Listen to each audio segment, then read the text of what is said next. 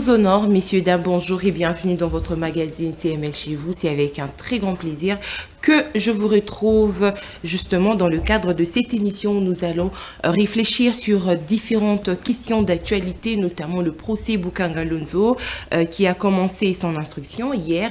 L'ancien Premier ministre, député national, professeur d'université, Augustin Matata Ponyo a été devant cette cour et il a dénoncé le caractère politique de ces procès devant le juge. Alors on se demande, une cour qui s'est déclarée incompétente autrefois, qu'est-ce qui fait qu'aujourd'hui cette cour soit finalement compétente à juger l'ancien Premier ministre Augustin Matata Ponyo? Aussi, le pacte social de la Sanco et de l'ECC reste la seule voie salvatrice pour sortir la RDC de cette crise d'insécurité. C'est la question qu'on se pose. Mais vous savez, avec le prétendu, on va dire, financement de cette démarche, voire par le camp de l'ennemi, on cite notamment le Rwanda, et cette information peut justement biaiser ou faucher la démarche de prélats catholiques et des pasteurs de l'ECC. C'est la question qu'on se pose et on va finir avec le quid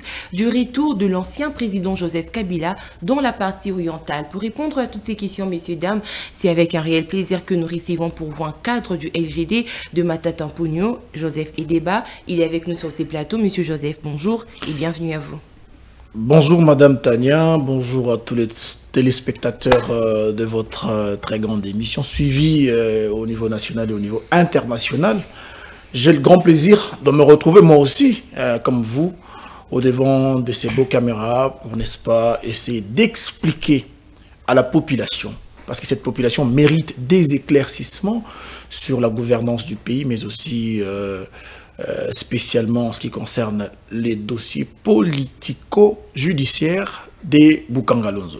Très bien, alors on va essayer de lier l'utile à l'agréable. Donc je vais demander à la régie de nous mettre la vidéo, un extrait justement de ce qu'a été le procès Bukanga Lonzo hier, de ce qu'a été l'instruction du procès Bukanga Lonzo hier avec l'ancien Premier ministre Augustin Matata Ponyo. Régie, s'il vous plaît. Ah oui. Pendant que ce contrat se négociait, vous était-il arrivé d'entrer en contact physique ou épistolaire avec le prévenu?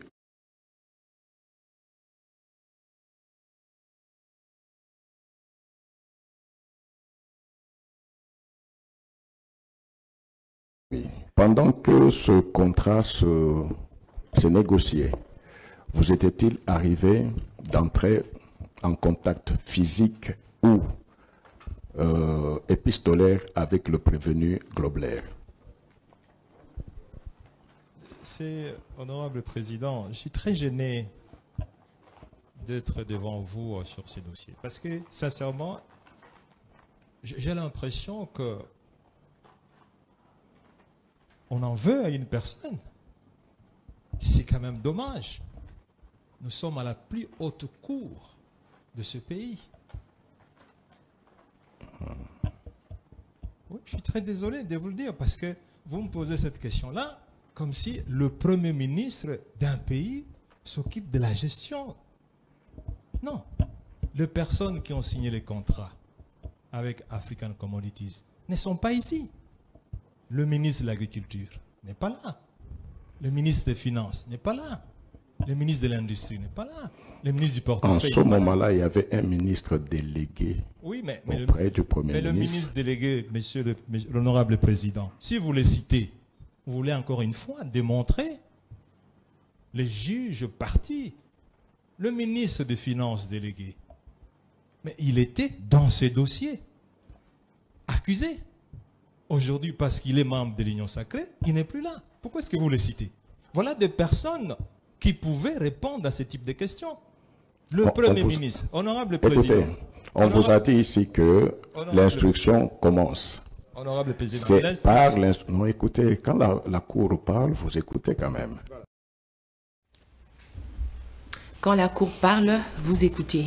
Voilà, monsieur Joseph Edeba, je crois que vous étiez présent, vous avez pris part à cette instruction.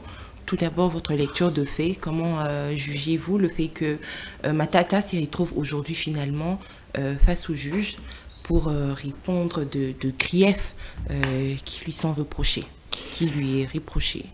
Madame, c'est toute la nation qui est surprise aujourd'hui de voir les niveaux de notre justice. Je dois rappeler ici que M. Matata se retrouve devant la plus haute cour de la République démocratique du Congo. La plus haute cour qui représente l'État.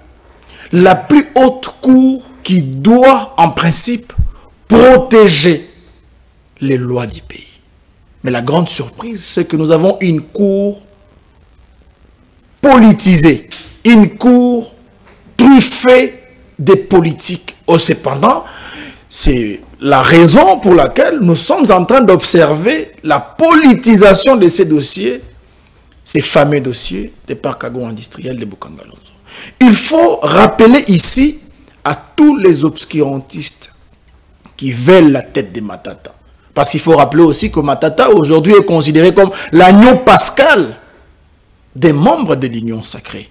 Non, l'agneau pascal. L'agneau pascal parce que... Là, c'est la semaine pascale. Mais nous sommes évidemment dans cette semaine pascale et Matata Ponyo est considéré par les membres de l'Union sacrée comme l'agneau pascal parce que s'ils arrivent à les tuer, ils vont arriver aussi à nettoyer la mauvaise gouvernance dont font preuve aujourd'hui les gouvernants de l'Union sacrée.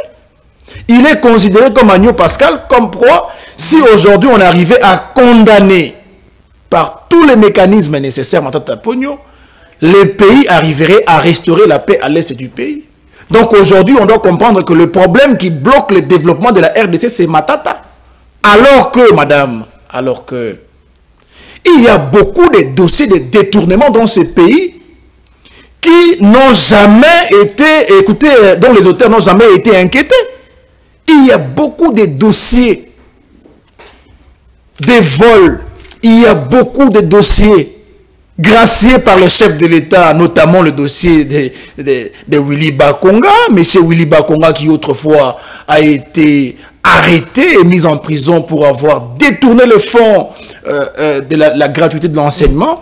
Il s'est retrouvé à Brazzaville, il a été appréhendé et ramené en RDC. Il a été emprisonné, mais gracié par celui qui est considéré le représentant des Congolais. Quand vous dites gracié par celui qui est représentant, le représentant du Congolais, vous voulez insinuer que la justice ne l'a jamais acquitté? Non, mais la justice ne l'a jamais inquiété. Pourquoi? Parce qu'il y a interférence de la présidence de la République. C'est le président aujourd'hui. Il n'a jamais été acquitté, mais gracié par le président. Il n'a jamais été acquitté, mais gracié par le chef de l'État. Willy Bakonga l'a lui-même dit.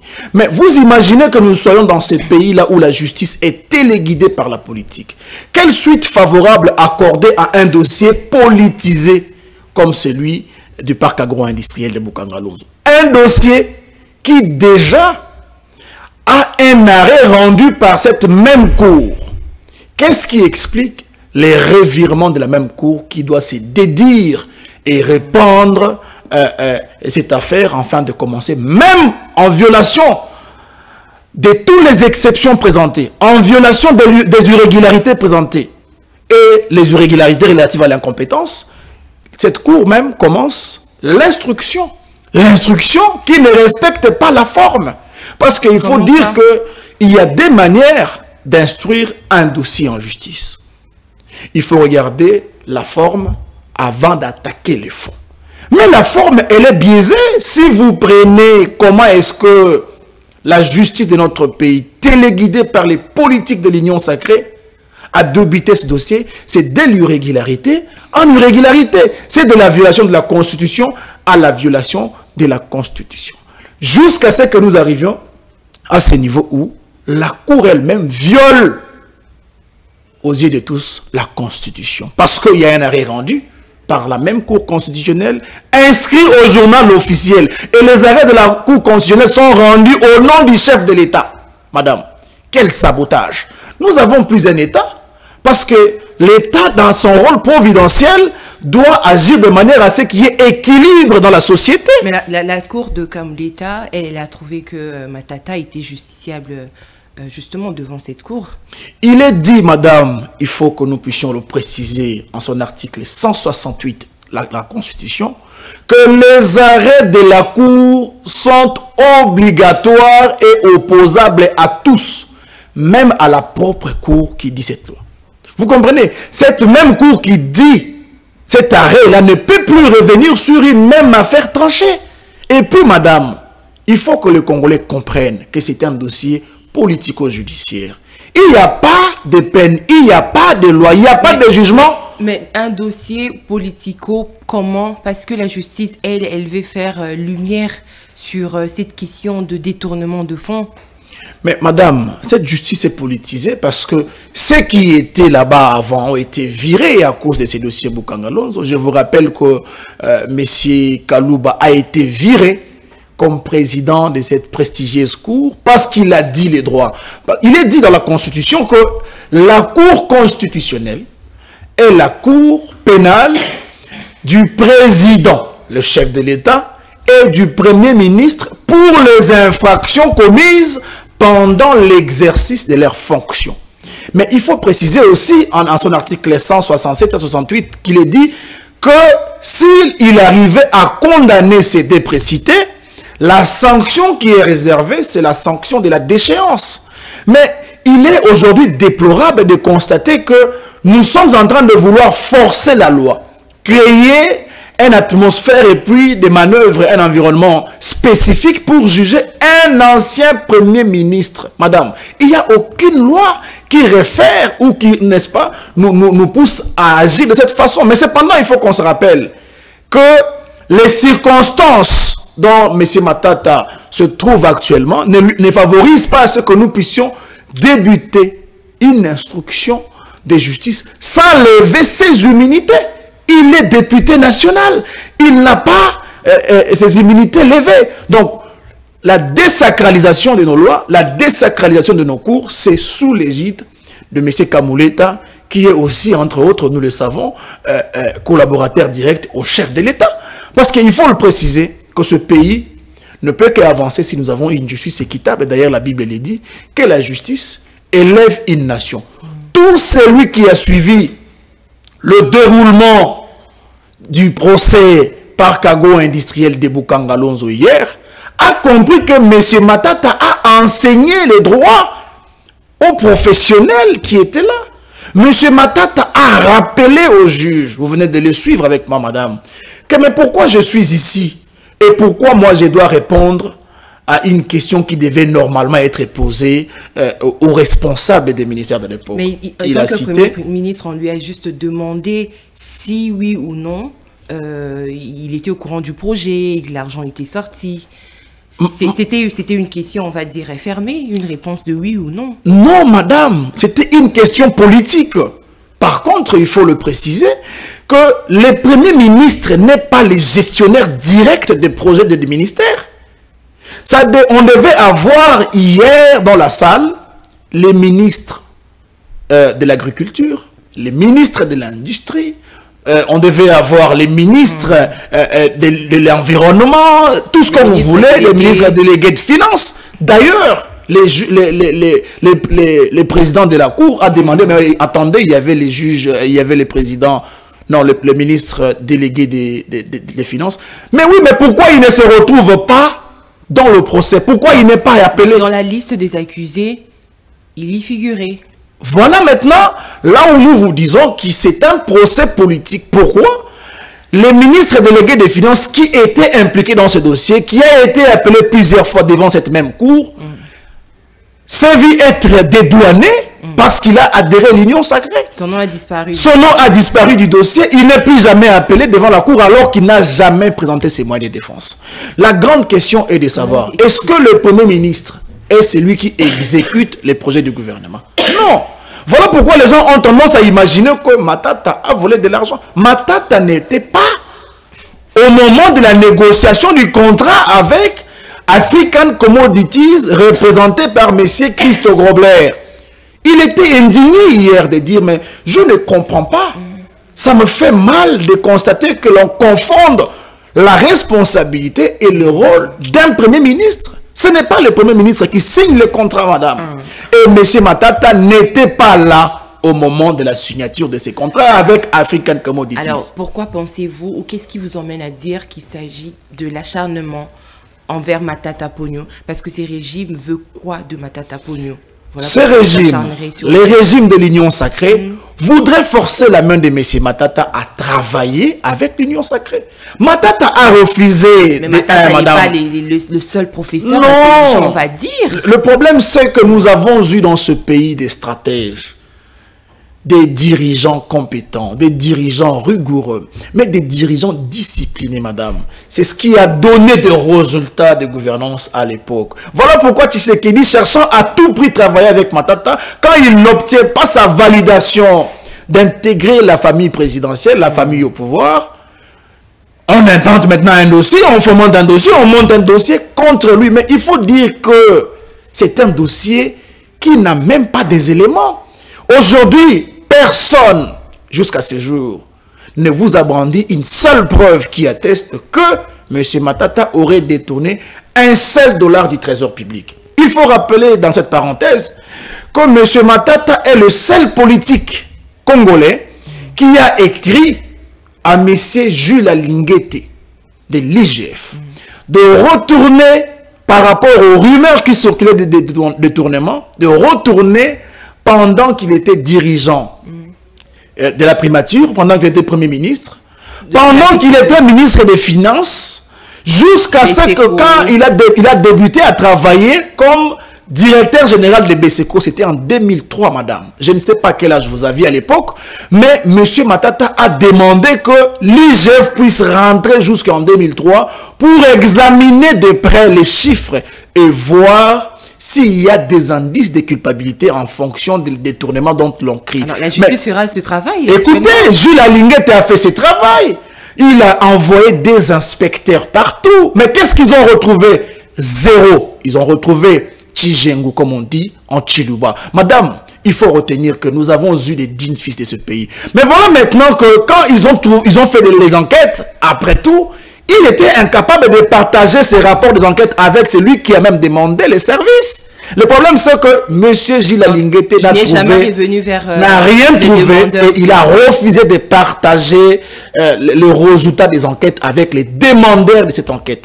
Pour, n'est-ce pas, concocter dans le noir, en complicité avec l'Union sacrée, un faux procès contre un digne fils du pays qui a servi avec le preuve qui existe de gouvernance jusqu'à aujourd'hui. Et vous savez, madame, c'est ce qui nous cause aujourd'hui tout ce que nous avons. L'injustice dans ces pays a régressé la nation. Nous avons vu l'impunité dans plusieurs dossiers, il faut le préciser, que dans ces pays, il n'y a pas Kei comme Premier ministre Matata Ponyo Mapon.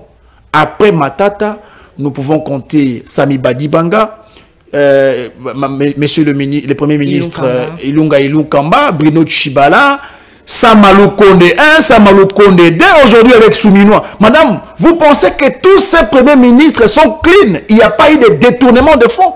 Je dois rappeler que sous Félix-Antoine Tshisekedi et tous ces premiers ministres dont je viens de vous citer, nous avons eu des détournements à plus de 2 milliards de dollars. Le DEP le précise à plus de 2 milliards de dollars. Si vous comptez les détournements liés à l'organisation du DG de la francophonie, c'est plus de 370 millions. C'est plus même supérieur que les 204 millions dont on essaie de vilipender Matata aujourd'hui. Seulement le dossier de la francophonie. Nous n'avons jamais trouvé de solution et des éclaircissements, n'est-ce pas, lucides en rapport avec les explications sur ces détournements. Nous avons le détournement de Tchilé Gelou. Qui a expliqué aux Congolais? Nous avons eu des détournements de 100 jours dans ce pays, dont le président de la République a gracié des gens. Qui a expliqué aux Congolais? Nous avons eu des détournements de l'argent lié à la production des cartes d'identité dans ce pays. Qui a expliqué les Congolais? Et qui est ce Premier ministre qui a été interpellé devant la Cour constitutionnelle pour expliquer aux Congolais le nez du problème de ces détournements?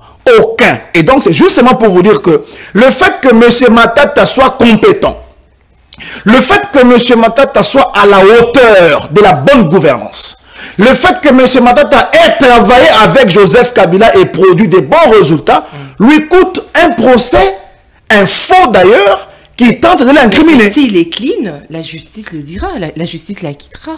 Mais madame, avant que la justice ne la quitte, il faut commencer par respecter la forme. La forme est biaisée, donc il y a 44 violations de la Constitution. Vous avez suivi les procès d'hier. C'était quoi votre intention? C'était quoi votre ressenti hier? Est-ce que nous avons une justice dans ces pays? Monsieur Matata a énuméré 10 violations de la Constitution devant le public. Et vous savez quoi? Quelqu'un qui est proche de la justice m'a dit c'était une grosse bourde de laisser M. Matata s'exprimer en public et devant les caméras parce que le monde entier a compris que ce dossier Bokanga Lonzo n'est qu'un dossier politique. Il suffit de voir l'attitude du président de la Cour pour comprendre que c'est déjà une messe dite, c'est déjà quelque chose de préparé. Mais avant d'attaquer les fonds, madame, il faut respecter la forme. La forme est n'est-ce pas, assaisonnée de la violation et des irrégularités soulevées devant la Cour. La haute Cour qui est censée protéger nos lois et protéger les citoyens.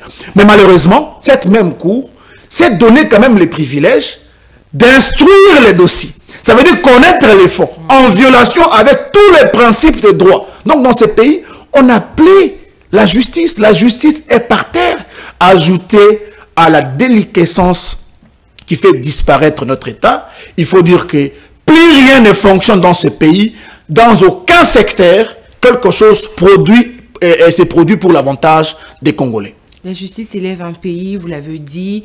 Vous avez également peint le tableau de projets qui n'ont pas encore porté le fruit durant ce régime.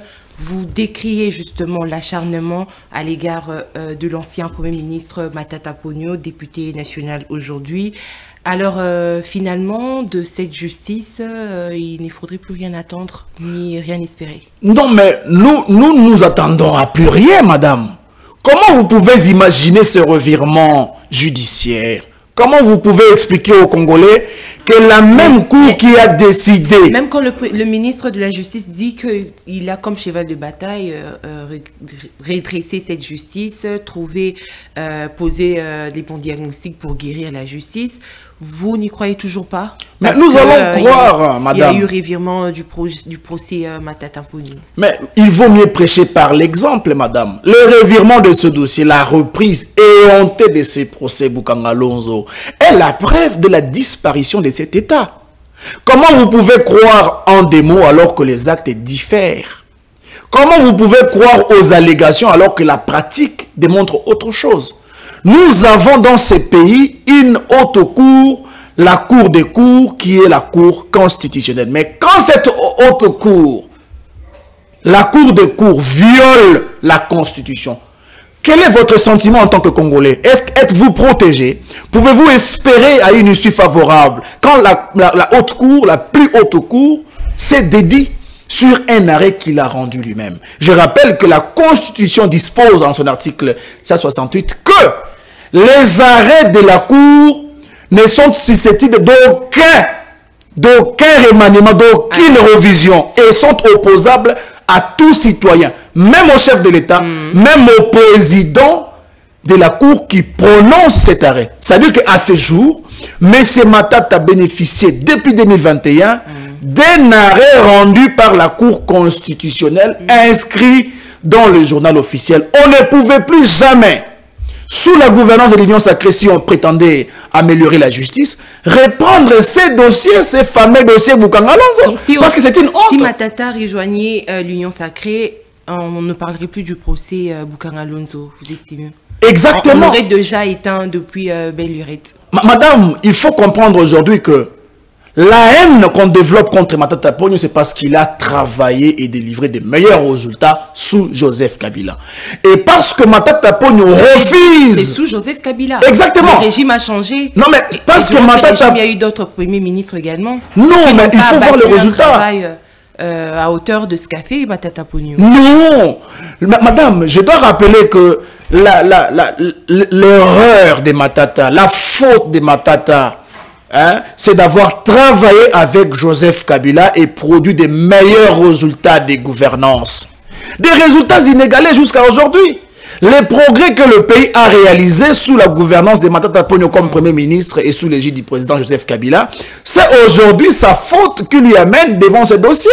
Et parce que Matata Ponyo refuse de travailler avec légèreté, ensemble avec le gouverneur de l'Union Sacrée, voilà pourquoi on a fomenté un dossier pour chercher à l'incriminer, chercher à le descendre avec la colère de Joseph Kabila. Parce qu'aujourd'hui, tout le débat tourne autour de la complicité de l'ancien chef de l'État avec tout le mouvement de rebelles que vous voyez dans le pays. Mais c'est parce que Matata refuse maintenant de collaborer avec l'Union Sacrée qu'on lui force la main. Si Matata adhère à l'Union Sacrée, madame, ce procès va disparaître d'une seconde à l'autre. Si Matata Ponyo devait adhérer à l'Union Sacrée à l'époque comme l'a fait le ministre délégué des Finances, qui s'est vu être lavé, ce dossier serait terminé et je vous dis que Madame Soumino ne serait pas première ministre. Mais dommage, parce que... oui, c'est Matata qui serait choisi. Si Matata avait adhéré à l'Union Sacrée, les dossiers Bukanga Lonzo disparaîtraient d'une seconde à l'autre. Si Matata Ponyo avait adhéré à l'Union Sacrée, Madame Soumino ne serait pas première ministre aujourd'hui. Il faut qu'on se le dise parce que les meilleurs d'entre nous aujourd'hui restent une référence. Certainement, il a fait son temps et on aurait pu l'utiliser comme étant une personne. Vous savez, face à la réalité de gouvernance chaotique que nous avons aujourd'hui à la tête de nos institutions, l'idéal, c'est de mettre les meilleurs d'entre nous afin de produire de meilleurs résultats pour aider les pays à faire un bond de progrès vers le développement, madame. Mais maintenant, on aligne des incompétents et les résultats ne sont pas bons. Le chef de l'État lui-même n'a pas la spécialité de mettre des gens meilleurs au poste nécessaire pour faire progresser la nation. Pourquoi ne pas s'acharner contre Matata? Parce qu'il n'y a pas meilleur que lui. Aucun Premier ministre, depuis le départ de Matata, n'a produit un meilleur résultat de gouvernance qui a aidé ce pays à faire un bond de progrès. Voilà pourquoi on en veut à Matata. Si vous entendez les membres de l'Union Sacrée, c'est comme si, dans ce pays, depuis son accession à l'indépendance, on a eu que comme ancien Premier ministre, Matata Ponyo Mapon. Il y a eu Mouzitou, il est vivant. Mouzitou n'a jamais été interpellé pour justifier une raison. Il ne lui est pas reproché de détournement. Non. Comme c'est le cas avec Matata. Parce que Mouzitou est proche de l'Union Sacrée. Mouzitou accepte tout ce que Tshisekedi dit. Mouzitou n'est pas un opposant. Voilà pourquoi il n'est pas inquiété. Et tous ceux qui sont proches du régime aujourd'hui, tous ceux qui font allégeance à M. Tshisekedi aujourd'hui et à l'Union Sacrée, ils ne sont jamais inquiétés. La preuve, c'est que je vous ai cité M. Willy Bakonga, qui a été arrêté pour le détournement de fonds liés à la gratuité de l'enseignement. Il a été arrêté non pas au Congo, mais il a été appréhendé au Congo-Brazzaville. Il a été extradé ici. Mais arrivé ici, emprisonné, c'est le chef de l'État lui-même qui a gracié ce monsieur. Mais je vous dis, madame, il est probable. Et si on graciait Matata? Non, mais non. Matata n'a pas besoin d'être gracié parce que tout est clair. Vous n'avez pas la compétence de juger un ancien Premier ministre pour le fait que vous le reprochez en rapport avec son ancienne, je vais dire, sa période de gouvernance. Donc c'est là le problème. La compétence à être jugée, mais ça ne voudrait pas forcément dire que Matata est innocent. Non, déjà qu'on ne touche même pas les fonds, le dossier ne respecte pas les principes de droit. Les dossiers ne respectent pas les principes de nos lois. Du point de vue forme, c'est un dossier qui tombe caduc. Voilà pourquoi ceux qui étaient là avant ont compris qu'il n'y avait pas un juge naturel pour un ancien Premier ministre et un ancien président. Donc, ce n'est pas Matata qui a écrit la Constitution, madame. Il faut voir cela. Non, mais attendez. On ne va pas laisser, prenons le cas que Matata est innocent, tant mieux, mais il peut y avoir d'autres premiers ministres, on va dire, qui peuvent détourner l'argent du peuple, l'argent du Congo, puis qu'ils peuvent détourner. Donc, ils ne peuvent pas rester non poursuivables à la justice parce qu'ils ont été premiers ministres ou présidents. J'étais en train de préciser, madame, que Matata Ponyo n'a pas écrit la Constitution. Matata Ponyo n'était même pas au gouvernement. Une faiblesse au niveau attendez, madame, attendez, avant de parler de la faiblesse. Matata Ponyo n'a même pas écrit la Constitution. Matata Ponyo n'était même pas au gouvernement pendant que l'on validait, vous et moi, par référendum, la Constitution. Matata Ponyo n'était pas Premier ministre. À l'époque, il faut se rappeler, madame. Ça veut dire que s'il y a vide juridique, ce n'est pas Matata qui l'a créé.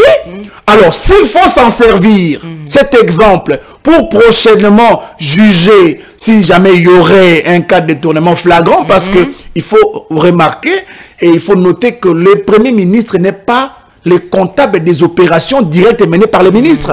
S'il y a preuve qui atteste que le Premier ministre a détourné les fonds, les fonds du gouvernement ou les fonds du trésor public, à ce moment, on va se référer de cette jurisprudence sur le dossier Matata pour trancher cette affaire, mais dans l'avenir.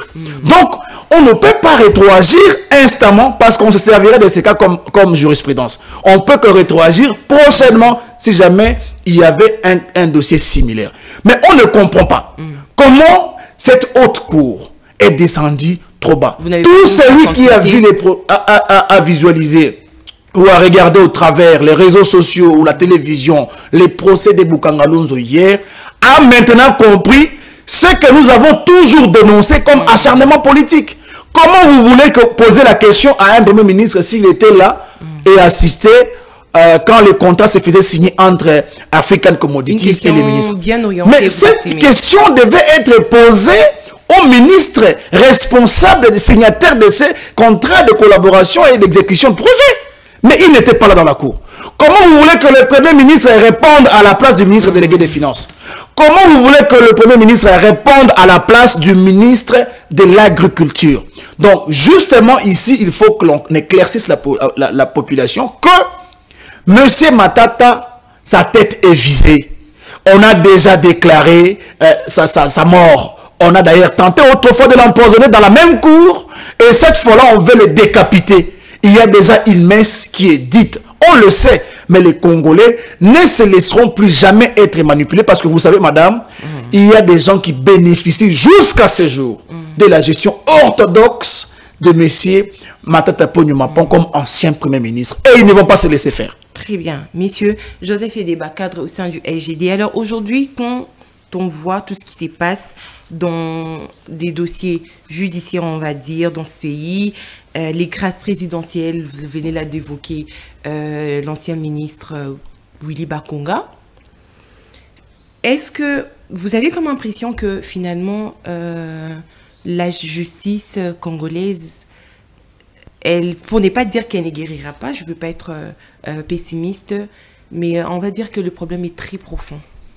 Non, mais madame, c'est clair. Voyez-vous la solution la solution à cette injustice dont nous voyons à la tête de nos institutions, la solution à la justice à double vitesse de l'union sacrée, parce qu'il faut dire que la plus haute cour aujourd'hui est politisée, c'est les changements des dirigeants incompétents et des dirigeants qui n'ont pas une vision à élever ces pays et à les faire progresser pour le mettre sur la trajectoire de développement dans l'avenir. Le problème, on peut tomber sur ce que vous venez de dire. Non, attendez, quelle consultation vous faites allusion ici, madame? Les consultations des gens qui ont détourné l'argent hier. Non, vous n'avez pas voulu y aller, mais ceux qui sont partis. Les consultations des TikTokers et des chroniqueurs comme Zachary Bababasso.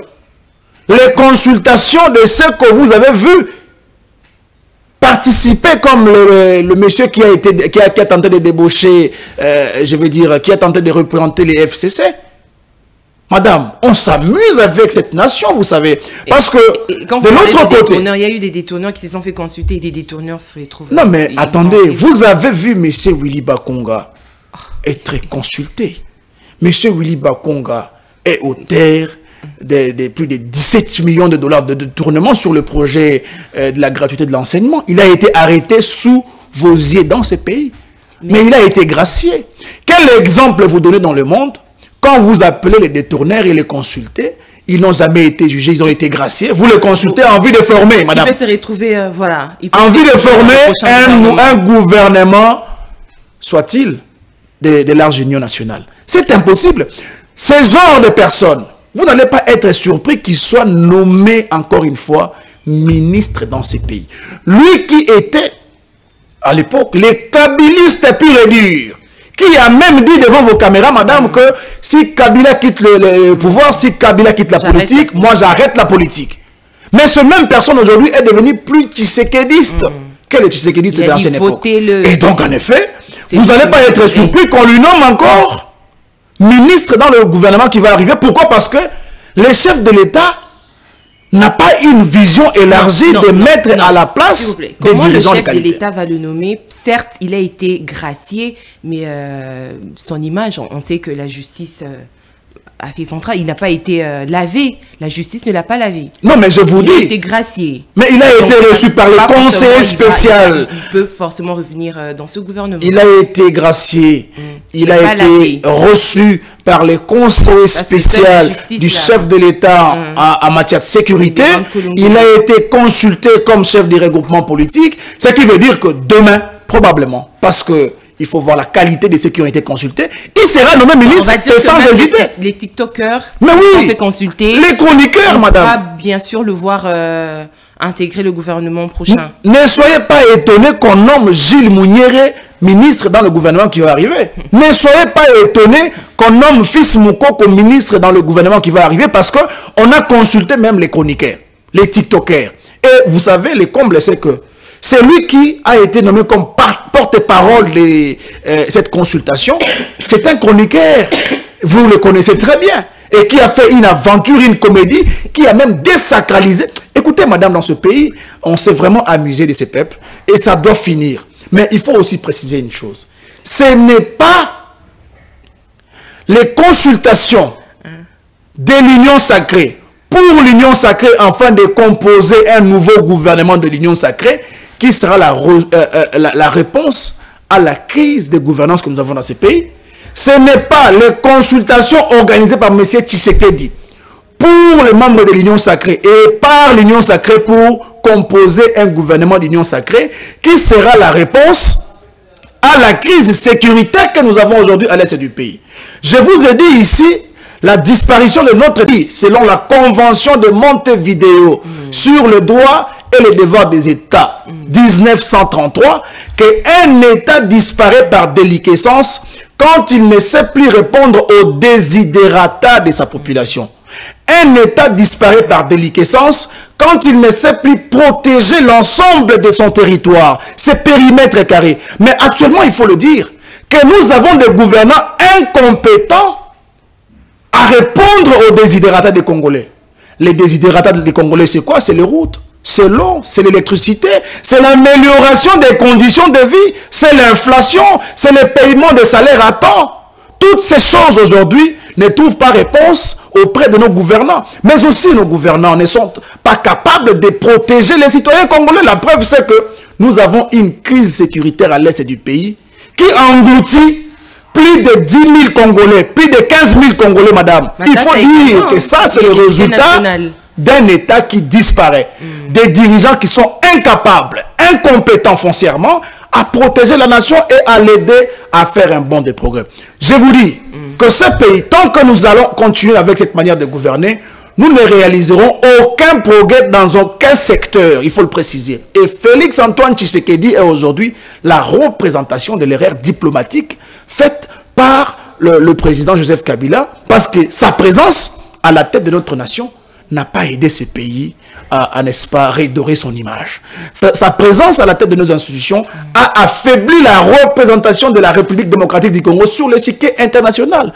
Vous allez vous rappeler que ce pays, nous avons régressé encore une fois dans la case des PPTE, pays pauvres, très endettés, avec une dette de plus de 10 milliards de dollars. Mais si vous observez les dettes qu'on a contractées auprès de la FMI et les autres, mais ça n'a pas amélioré les conditions de vie des Congolais. Où est parti cet argent, ces sommes d'argent faramineuses? C'est allé où? Il faut expliquer aux Congolais, mais vous n'allez trouver aucune réponse. Tout ce qu'on connaît, c'est que le blocage de ces régimes, ce monsieur Matata Ponyo. Le blocage de ces régimes, c'est monsieur Joseph Kabila. Le blocage de ces régimes, c'est les prélats catholiques. Au sein de l'Assemblée nationale, Matata, il travaille avec les députés de l'Union sacrée. Non, mais madame, Matata Ponyo a mandat.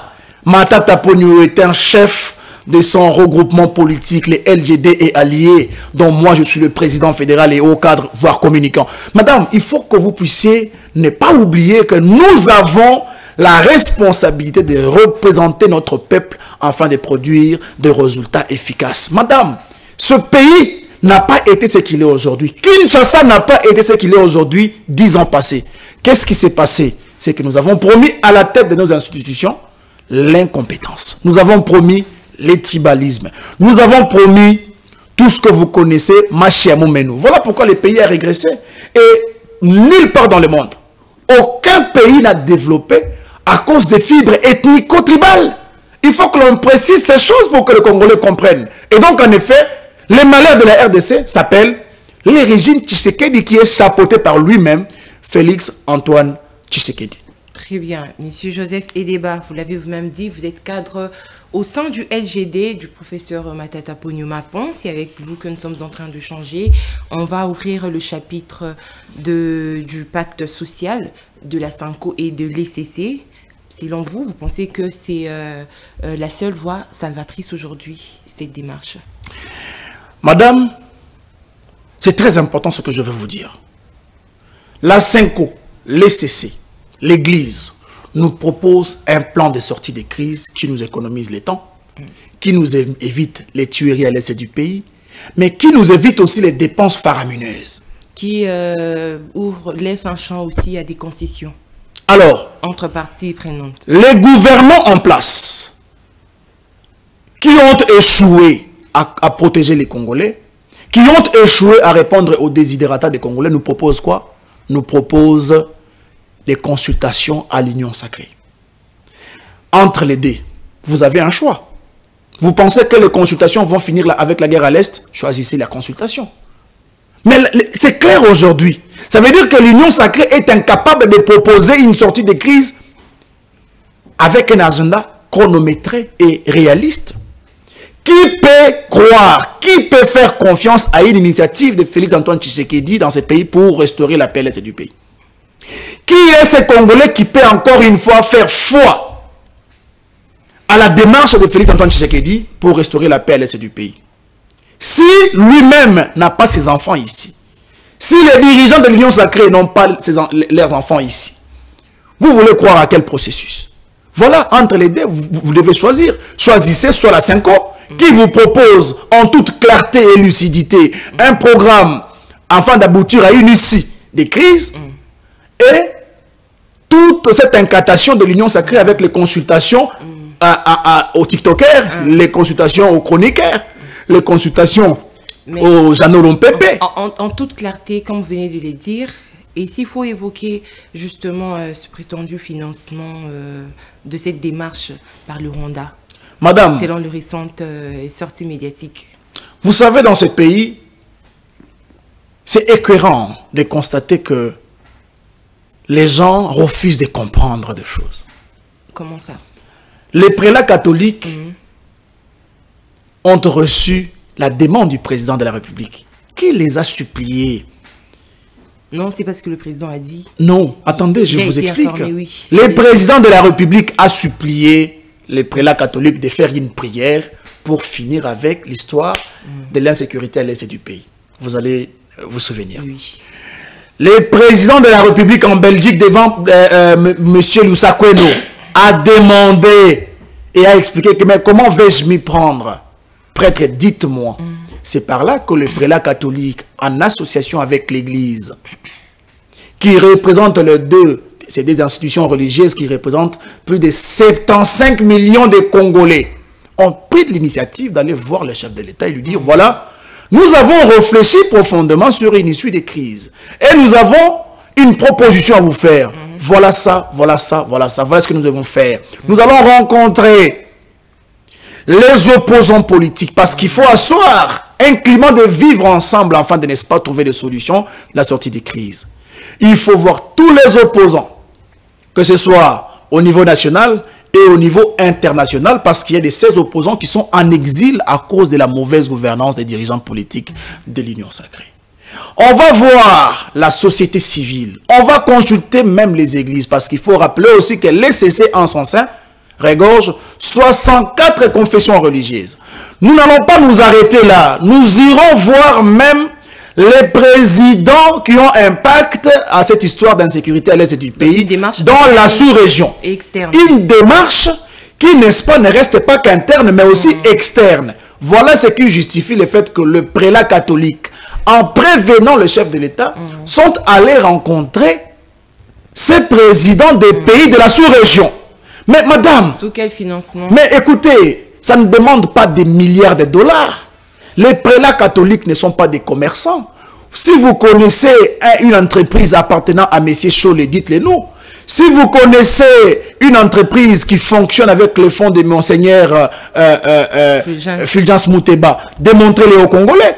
Les prélats catholiques et l'Église ne font pas du commerce. Mais tout ce qu'ils avaient besoin nécessaire, c'est de trouver les moyens de se déplacer et aller rencontrer ces acteurs, tant politiques au niveau national comme international, pour discuter d'un agenda, mais aussi d'un programme essentiel qui tourne autour du rétablissement de la paix à l'est du pays. Qui dit est du pays, madame, ne dit pas seulement la RDC, dit aussi les pays qui nous entourent. Mais cependant, les débats tournent autour de quoi? Le fait que les prélats catholiques prennent aujourd'hui l'initiative de se lever pour aller rencontrer ce chef d'État, c'est considéré comme un acte subversif. Comment vous pouvez imaginer qu'il faut avoir un financement d'un montant X et Y pour aller à la rencontre de Paul Kagame? Le billet coûte combien? Est-ce que les catholiques ont manqué les moyens pour payer les billets à une délégation pour aller à la rencontre de Museveni? L'Église, Monseigneur a dit que, attention, ne sous-estimez pas l'Église. Commençons par là. L'Église est autonome. Dans ce pays, dans son rôle social, l'Église gère des infrastructures scolaires de base que vous connaissez, madame. L'Église gère les universités de qualité dans ce pays.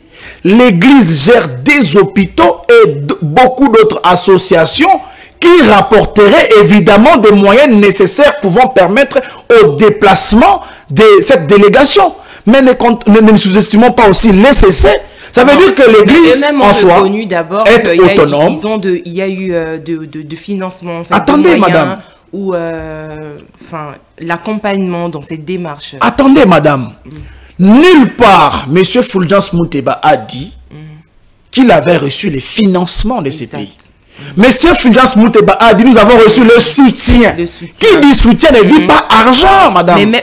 Mais soutien moral peut aussi corrompre. Non, mais non. Nous sommes dans une logique de mettre tout le monde d'accord sur un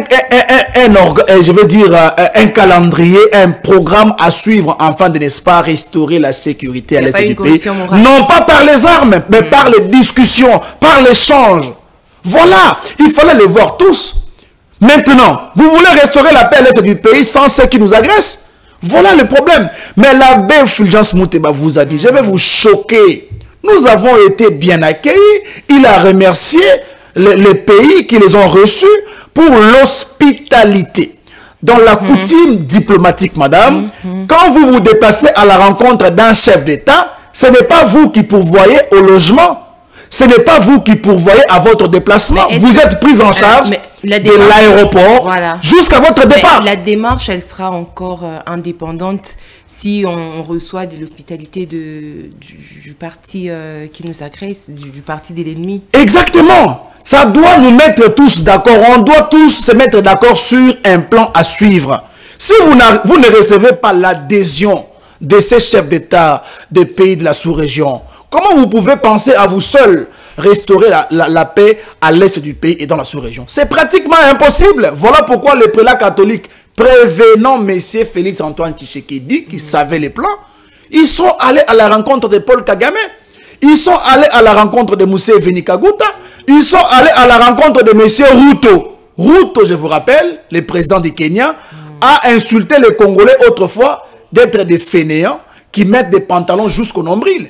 Mais est-ce que ça a empêché l'Église d'aller voir Ruto? Non! Parce que nous sommes dans un processus de restaurer la paix à l'est du pays. Mais aussi, il faut rappeler qu'il y a un processus de Luanda. Il y a un processus de Nairobi. Qui dit processus de Nairobi inclut les pays de la sous-région. Voilà pourquoi associer les deux, plus les causes internes, plus les causes profondes de la mauvaise gouvernance que nous avons, il nous faut avoir un cadre qui, n'est-ce pas, favorise des discussions sérieuses avec des mesures d'issue, des garanties et des sécurités, des décisions qui vont en ressortir, afin de restaurer l'État. Mais parce que l'union sacrée ne veut pas de ces projets. Pourquoi l'Union sacrée ne veut pas de ces projets? L'Union sacrée veut pérenniser la crise à l'est du pays pour justifier la mauvaise gouvernance de Félix Antoine Tshisekedi. L'Union sacrée veut pérenniser la crise à l'est du pays pour aujourd'hui, vous avez vu, prolonger le mandat de Félix Antoine Tshisekedi après avoir échoué de changer la constitution. Vous avez vu que les hauts cadres de l'UDPS sont allés avec une proposition de loi modifiant le mandat du chef de l'État. Pour quelle cause? Pour la cause de l'insécurité à l'est du pays. C'est ce qui justifie aujourd'hui... Parce qu'ils ont échoué, selon vous, exactement, à refuser ou à changer la constitution. Exactement. Ils seraient en train de profiter de cette crise sécuritaire. Exactement. Voilà pourquoi nous ont ramené sur la table les débats avec la proposition d'une loi qui modifierait, qui rallongerait les mandats de Félix Antoine Tshisekedi à la tête de la RDC. Pourquoi? Parce qu'il y a guerre. Donc de stratégie pour maintenir le ces stratégies au pouvoir n'ont pas commencé aujourd'hui. Je rappelle que ces stratégies ont commencé dès lors que M. Tshisekedi a voulu torpiller la Constitution. Il l'a insulté. Et les membres de l'Union sacrée ont mis les batteries en marche pour changer la Constitution. Une des causes qui a cristallisé aussi le problème que nous avons d'insécurité dans notre pays. Et donc, en effet, sachant cette réalité, l'Union sacrée ne veut pas que l'Église, le prélat catholique, progresse avec cette initiative parce que ça va évidemment, en conséquence, ramener et restaurer la paix à l'est du pays. Ce qui veut dire que si on restaure la paix à l'est du pays, M. Félix Antoine Tshisekedi va devoir partir en 2028. Obligatoirement parce qu'il a fait des mandats non renouvelables. Et voilà pourquoi ils ne veulent pas que ça finisse et ils veulent torpiller. Ils ont payé de l'argent à tous ces communicateurs ennemis de cette république pour passer attaquer, n'est-ce pas, l'initiative des prélats catholiques, comme quoi ils auraient reçu des financements d'argent auprès de M. Paul Kagame. C'est Monseigneur qui a parlé du soutien. Tout est parti de là. D'un soutien qu'ils auraient perçu, rencontré, pris à l'égard de certains pays évoqués. Donc, certes, vous avez raison de dire qu'ils n'ont pas parlé du financement, de l'enveloppe reçue nulle part, mais on se demande même ce soutien on va dire un soutien moral, même ça, est-ce que ça peut pas biaiser la démarche? Ça peut pas, ça pourrait leur rendre, on va dire, moins indépendants dans la démarche vis-à-vis de l'agresseur, parce qu'il y a eu un soutien quelque part. Mais madame, les soutiens, ça veut dire quoi? Les soutiens ne veulent pas dire de l'argent. Les soutiens, les prélats catholiques l'ont précisé, qu'ils ont reçu le soutien, même au Congo-Brazzaville. Ils ont reçu le soutien de l'Angola. Les soutiens, ça veut dire l'approbation. Les soutiens veut dire soutenir le projet du point de vue moral, pour dire que ce projet, en tout cas, il est viable. C'est un projet qui va nous aider à nous concilier les erreurs. C'est un projet qui va nous aider à nous entendre. Ils ont validé, donné leur avis d'accompagnement. Ça veut dire qu'ils sont d'accord, il faut être d'ailleurs heureux que le projet et l'initiative des prélats catholiques et de l'Église puissent rencontrer l'assentiment de tous ces partenaires que nous avons dans la sous-région. C'est ça le soutien dont parle aujourd'hui l'Église. Ce n'est pas le soutien monnaie sonnante et trébuchante. Alors, mais maintenant, l'Union sacrée a traduit les soutiens par les financements. Ça n'a pas été dit. Mais écoutez, aujourd'hui, le problème, c'est que les Congolais ont une sorte de la rwandophobie. On voit les Rwandais partout. Les prélats ne se sont pas arrêtés à voir Kagame. Ils ont vu Ruto. Et nous ne sommes pas agressés à l'est du pays seulement par le Rwanda. C'est aussi avec la complicité de l'Ouganda. Pourquoi on ne parle pas que Museveni aussi a donné de l'argent aux prélats catholiques? La rwandophobie amène aujourd'hui les dirigeants de l'Union sacrée à voir le Rwanda partout. Bon, quelle est la solution proposée par l'Union sacrée afin de, n'est-ce pas, restaurer la paix à l'est du pays? Les processus. Il n'y en a pas. Ce processus n'est pas inclusif. Il y a un nouveau médiateur, le président togolais. Entre-temps, il y a le processus de Nairobi, Luanda, Doha. Il y a la diplomatie agissante aussi de l'autre côté. Lumumba a dit... Le temps de monter une armée professionnelle. Patrice Emery Lumumba a dit que l'histoire des Congolais et des Africains ne s'écrira pas en Europe. L'histoire des Congolais s'écrira par eux-mêmes et au Congo. Pourquoi ne pas réfléchir sur les mécanismes nécessaires à mettre tous les Congolais ensemble, afin de réfléchir, de discuter autour des causes profondes qui mine l'insécurité dans la mauvaise gouvernance des dirigeants, dans l'absence de leadership à la tête de nos institutions. Parce que vous savez, madame, Matata Ponyo dit que les hommes forts avec leadership définissent les institutions fortes. Les institutions fortes définissent le progrès. Et le progrès définit le développement de notre nation. Mais si nous observons ce qui se passe, les dirigeants ne veulent pas que nous puissions trouver des issues. Les dirigeants ne veulent pas que nous puissions aller vers un pacte social de paix qui restaure la sécurité à l'est du pays. Les dirigeants ne veulent pas que nous puissions aller vers une initiative de vivre ensemble. Voilà pourquoi ils font tout pour attaquer, non pas les prélats catholiques, madame. Ici, ils attaquent l'initiative des prélats catholiques qui a pour objectif de restaurer la paix. Ce ne sera pas une première fois avec l'Église, parce que nous l'avions fait avec le Conseil national souverain. Nous l'avions fait en 2016, ce qui est d'ailleurs la base et le socle du départ de Joseph Kabila et de l'avènement de Félix Antoine Tshisekedi. Mais nous le faisons aujourd'hui, maintenant, et nous devons le soutenir parce que il faut aider ce pays, il faut aider les institutions politiques qui aujourd'hui disparaissent, allais-je dire, par déliquescence, par mauvaise gouvernance et par absence de leadership. Et donc, madame, la population doit retenir que la crise à l'est du pays profite aux dirigeants de l'Union sacrée qui veulent et qui n'ont qu'une seule option, prolonger les mandats du chef de l'État à la tête de la RDC. Très bien. Alors, retour de Joseph Kabila en RDC dans la partie orientale, une information qui suscite beaucoup de débats. L'opinion est divisée quant à cette question. On se demande, il y a des camps qui se posent la question de savoir pourquoi la partie orientale, qu'est-ce que cela veut dire exactement. Monsieur Joseph Edeba, comment avez-vous, vous étant qu'acteur politique, reçu cette information quand Joseph Kabila dit qu'il est prêt à retourner au Congo par sa partie orientale? Madame, j'étais très heureux, si vous demandez ma réaction, et 90% des Congolais étaient très heureux que Joseph Kabila annonce son retour imminent dans le pays. Pourquoi? On l'aurait aperçu à Goma. Non, madame, ce sont des avis des gens. Vous avez de preuves qu'il était à Goma déjà? S'il arrive à Goma, c'est pas mauvais.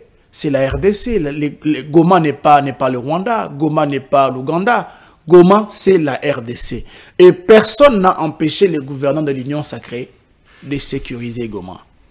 Et dire que je vais rentrer par la partie orientale, ça veut dire quoi la partie orientale? Nous avons les nord, nous avons les sud, nous avons l'est et l'ouest. L'est, c'est toute cette partie qui commence là, à la province orientale, la grande et l'ancienne, jusqu'en bas, au Lualaba, dans le Lubumbashi, au Katanga. Joseph Kabila a le libre arbitre pour rentrer à Lubumbashi. Il peut rentrer à Kolwezi.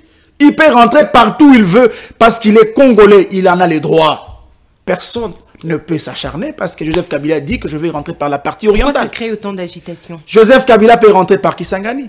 Mais aujourd'hui, cette agitation vient expliquer deux choses. Soit Joseph Kabila rentre dans ce pays pour des échanges sérieux, sérieux avec le gouverneur en place afin de, n'est-ce pas, pouvoir avoir une gouvernance de qualité et finir calmement les mandats et partir. Soit Joseph Kabila vient comme à l'époque de Sassou Nguesso et Pascal Lissouba pour, n'est-ce pas, affronter de face les incompétents que nous avons au pouvoir. Voilà pourquoi ça frustre.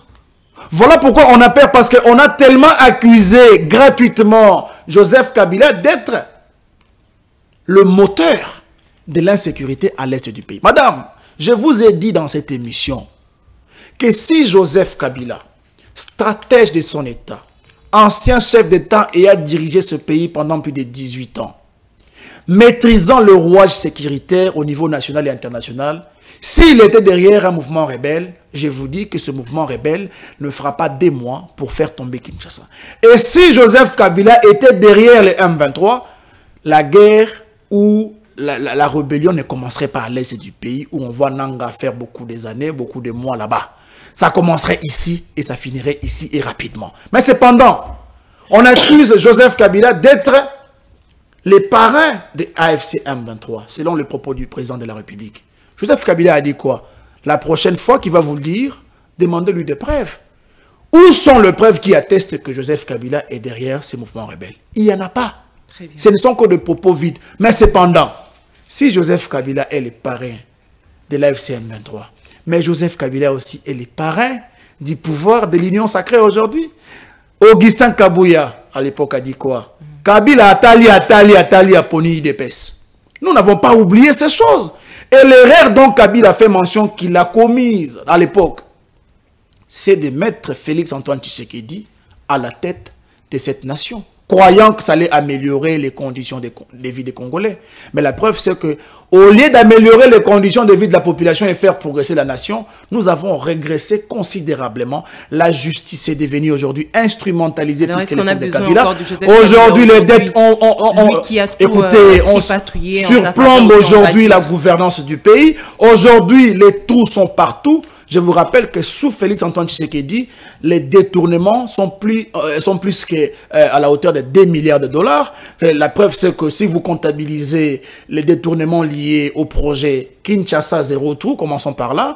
Si vous comptabilisez l'argent lié à U-Arena, si vous prenez l'argent, ne prenons même pas les élections. Sa volonté et non la volonté du peuple. Écoutez, c'est l'erreur commise, exactement. Il a accepté, il n'a pas nié. Il a accepté. Si vous prenez encore, madame, si vous prenez encore le projet Veridos, si vous prenez le projet des cartes d'identité, si vous prenez le projet des jeux de la francophonie, vous ajoutez aux lampadaires et forages, vous ajoutez aux millions dépensés dans le projet Kalambambouji, vous allez conclure que ces régimes n'avaient qu'une seule option, c'est celui de voler les Congolais et de les appauvrir davantage. La preuve, c'est qu'aujourd'hui, nous avons 82% du taux de chômage. Ça veut dire que les jeunes qui autrefois avaient de l'emploi ne l'ont plus. Et les Congolais se débrouillent à se nourrir de manière autonome. Ça, c'est la mauvaise gouvernance et l'absence du leadership. Les 6 400 000 emplois, vous m'avez rappelé. Ça arrive. Ça arrive quand? Ça arrive quand? Madame Souminoua, aujourd'hui, vous faites le rapport. On est à quel niveau déjà? Parce qu'il nous reste que 2 ans de gouvernance, presque quelque chose comme ça. Donc, nous comprenons, et les Congolais ont compris que nous avons eu des gens moins sérieux à la tête de nos institutions. Très bien, merci beaucoup, messieurs, dames, de nous avoir suivis. Cette émission est terminée. Monsieur Joseph, merci d'avoir répondu à nos questions. Merci, madame. Nous n'avons pas du compte, donc vous n'aurez pas votre mot de la fin, craignant que le batterie nous lâche. Alors, merci à l'équipe technique de CML13 Télévision d'avoir concouru à la réalisation de ces magazines. Merci beaucoup, surtout à vous qui nous suivez. Merci pour vos commentaires, merci pour vos critiques. Je l'ai toujours dit, tant positif que négatif, nous le recevons en toute sportivité. Alors, on se retrouve demain pour le 2e numéro de la semaine de CML chez vous. D'ici là, portez-vous bien et très bien de bonnes choses à vous. Au revoir.